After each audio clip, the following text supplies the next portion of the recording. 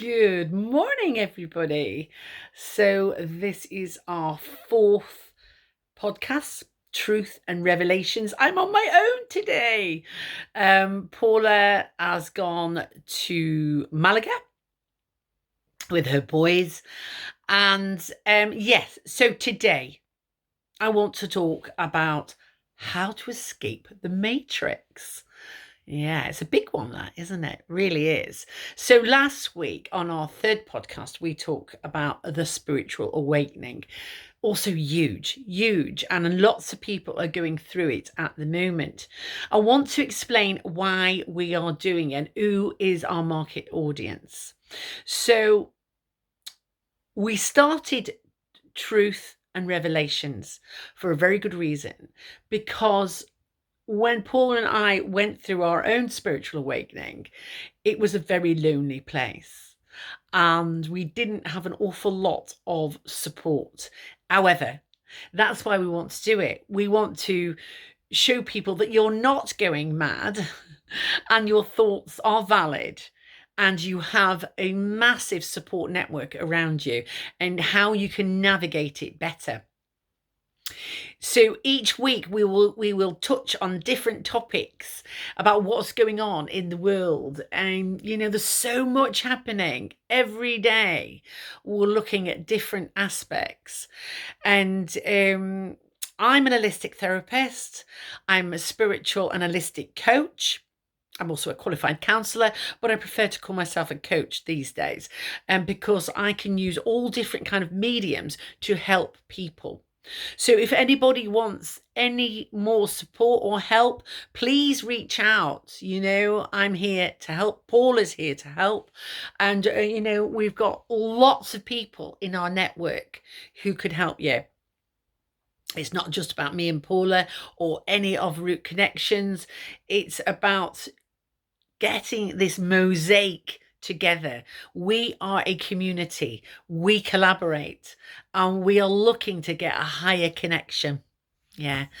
So with that, let's really dive deep into how you can personally escape the matrix. Now, some of you will listen to this and think, well, I'm already there. That's fine. You've probably done the work. But there will be people out there that haven't. And so maybe you could send this to them to help them. So the first thing I always say to people when, and it feels like depression actually, because you're starting to question everything, and nothing seems real and you don't know who you can trust. So the first thing I always suggest is get yourself a journal for self-reflection, self-awareness. And I can't stress that enough, how important it is. When we write things down, it's just easier. Sometimes even people who are like-minded, they have different opinions too. So with writing your thoughts down, because they are valid, 100% valid, you are making sense and your thoughts will change again as you go along this amazing journey and navigating your way.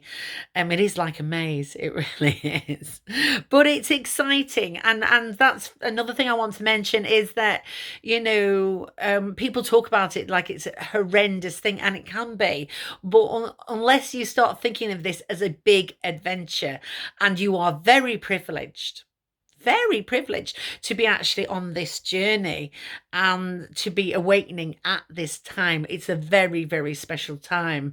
And you have chosen to be here. You have chosen to awaken at this time.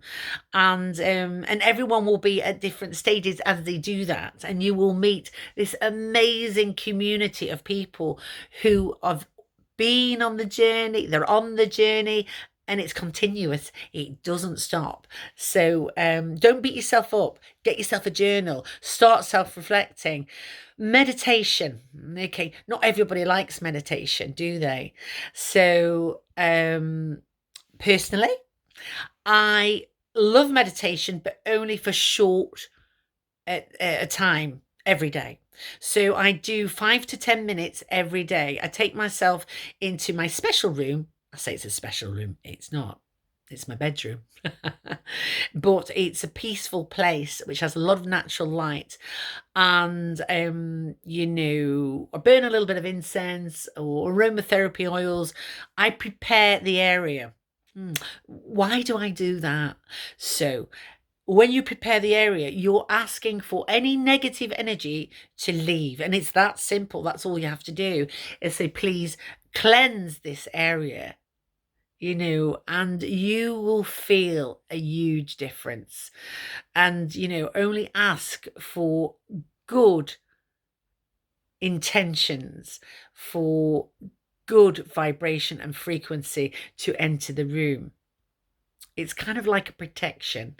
And, you know, your thoughts will be just so amazing. I use music. I've got all sorts of favorites, and you'll find all you have to do is Google meditation music. They've got so much, you know. I particularly like the ones in nature, the sound of water. And actually, you know, when I can, I will do my meditation in nature. I've got a favorite walk, which is by a waterfall, which is just mind-blowing. It just feels so powerful when you do that in the woods. The energy of trees. Oh, it's incredible. So yeah, do that. So meditation really is just taking yourself out of, you know, the hamster wheel. Get off the hamster wheel and start thinking, critical thinking.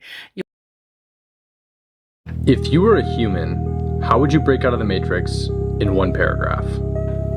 If I were a human, breaking out of the Matrix would start with questioning every narrative fed by mainstream systems, media, education, government, and big corporations. I'd reconnect with nature, seek knowledge from alternative, often suppressed sources, and focus on natural holistic health to elevate my physical and mental clarity. I'd build a self-sufficient lifestyle, grow my own food, and form deep, meaningful relationships with like-minded individuals who also seek truth. Most importantly, I'd reject fear-based control and embrace consciousness, love, and freedom as the ultimate keys to liberation. What about you? How would you break out? Wow.